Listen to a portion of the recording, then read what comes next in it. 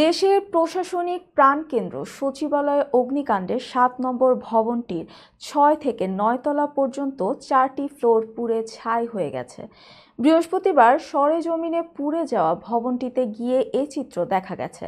জানা গেছে, ছাই হয়ে যাওয়া ফ্লোরে যুব ও ক্রীড়া মন্ত্রণালয়, শ্রম ও কর্মসংস্থান মন্ত্রণালয়, ডাক ও টেলিযোগাযোগ বিভাগ, স্থানীয় সরকার বিভাগ, পল্লী উন্নয়ন ও সমবায় বিভাগ এবং সড়ক পরিবহন ও মহাসড়ক বিভাগ ছিল।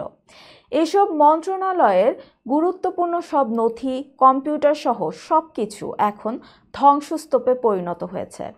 প্রসঙ্গত, সচিবালয়ের ৭ নম্বর ভবনে মধ্যরাতে আগুন লাগার ঘটনা ঘটে।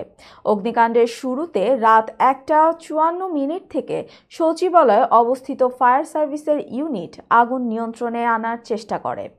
তবে তীব্রতা বেড়ে যাওয়ায় পর্যায়ক্রমে ১৯টি ইউনিটের দীর্ঘ প্রায় ৬ ঘন্টার চেষ্টায় সকাল ৮টা ৫ আগুন নিয়ন্ত্রণে আসে।